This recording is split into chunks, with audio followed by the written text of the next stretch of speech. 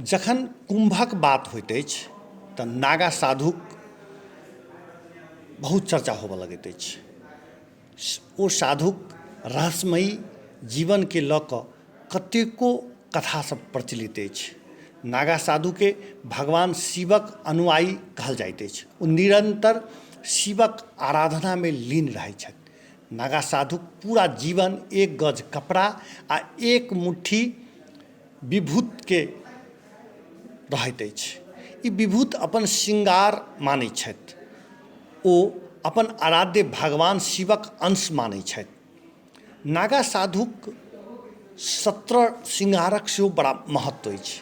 जखन शाही स्नानक लेल नदी में प्रवेश करैत छथि ओहिसँ पहिने ओ 17 श्रृंगार करैत छथि, जे एकटा अनुष्ठान श्रृंगार प्रक्रिया मानल जाइत अछि।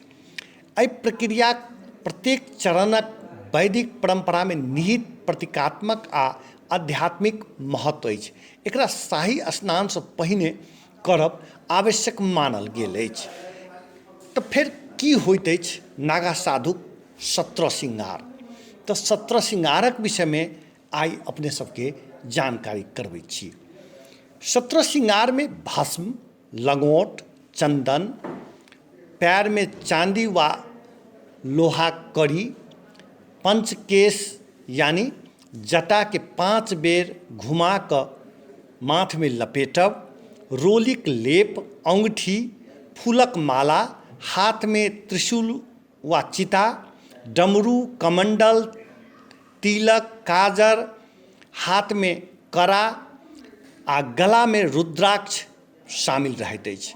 शरीर पर भस्म लगा कऽ पवित्रता आ संसार से मोह मुक्तिक प्रतीक मानल जाइत अछि। तऽ यह भेल हुनक 17 श्रृंगार।